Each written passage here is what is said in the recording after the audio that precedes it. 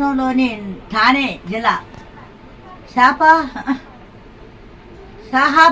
షహాపూర్లో ఓ private school యాజమాన్యం విద్యార్థులతో దారుణంగా ప్రవర్తించింది.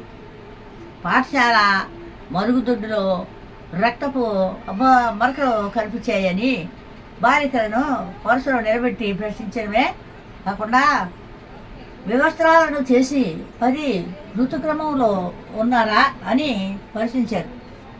మంగళవారం జూలై ఇందిర గిరిజన ఈ మానవీయ ఘటన తల్లిదండ్రుల దృష్టికి వెళ్ళి బుధవారం పాఠశాలల ముందు వారు ఆందోళనకు దిగడంతో పోలీసులు రంగప్రవేశం చేశారు.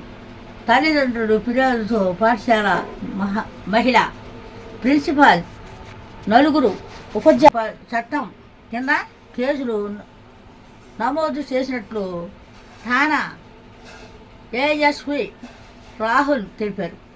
ప్రిన్సిపాల్ సహా 5గురిని అరెస్టు చేశారు. ప్రిన్సిపాల్ని విధుల నుంచి తొలగించారు. గురువారం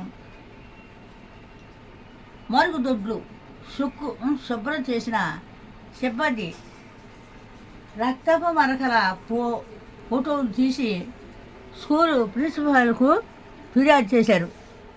ఆగ్రహం వ్యక్తం చేసిన ప్రిన్సిపాల్ పాఠశాలలో 5 మంది 10 మంది కాపాడుతుంది అంటారా 5 నుంచి 10వ తరగతి చదువుతున్న బాలికలందరినీ కన్వెన్షన్లో హాలులో పిలిపించారు.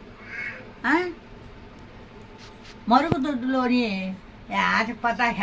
రక్త మరకలో ఫోటోలను ప్రాజెక్టులను ద్వారా తెరపైకి చూపించారు. పీరియాడ్స్లో ఉన్న వారు లేనివారు విడిగా నిలబడాలని ఆదేశించారు. విద్యార్థులను అలాగే నిలబడ్డారు. ఋతుక్రమంలో ఉన్న విద్యార్థుల నుంచి టీచర్లు వేలి ముద్రలు సేకరించారు. సీరియస్